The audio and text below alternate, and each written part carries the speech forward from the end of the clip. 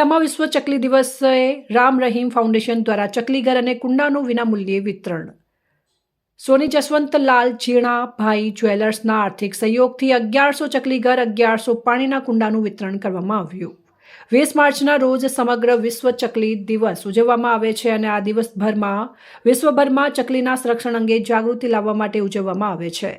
એક સમયે પોતાના કિલકિલાટથી ઘરોને શણગારતી ચકલી હવે જોવા મળતી નથી. આ નાનું અને સુંદર પક્ષી એક સમયે આપણા ઘરોમાં માળો બાંધતું હતું અને બાળકો બાળપણથી જ તેને જોતા મોટા થયા હતા. જેમ કે આપણે આપણા ઘરના આંગણા અને દિવાલો પર લટકતા ફોટાની પાછળ ચકલીના માળા જોતા આવ્યા છીએ. આજે પરિસ્થિતિ બદલાઈ ગઈ છે. ચકલીના અસ્તિત્વ માટેનો ખતરો નોંધપાત્ર રીતે ઘટી ગયો છે અને કેટલીક જગ્યાએ તે હવે સંપૂર્ણપણે અદૃશ્ય થઈ ગઈ છે.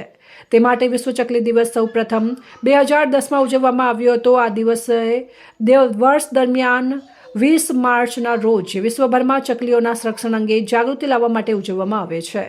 સમગ્ર વિશ્વ માટે ચોટીલામાં પણ ચકલી બચાવો અભિયાન અંતર્ગત વિશ્વ ચકલી દિવસે રામ રહીમ ફાઉન્ડેશન દ્વારા દર વર્ષની જેમ આ વર્ષે પણ ચકલીના માળા તથા પક્ષીને પાણી પીવાના કુંડાનું રામ રહીમ ફાઉન્ડેશન કાર્યાલય ખાતે વિનામૂલ્યે વિતરણ કરવામાં આવ્યું, જેનો ચોટીલાના પક્ષી અને પ્રકૃતિ પ્રેમી લોકોએ બહોળી સંખ્યામાં લાભ લીધો હતો. ચોટીલામાં 3 પેઢી જૂની સોની જસવંતલાલ ઝીણાભાઈ જ્વેલર્સના આર્થિક સહયોગથી 1100 ચકલી ઘર અને 1100 પક્ષીઓને પીવાના પાણીના કુંડાનું વિતરણ કરવામાં આવ્યું.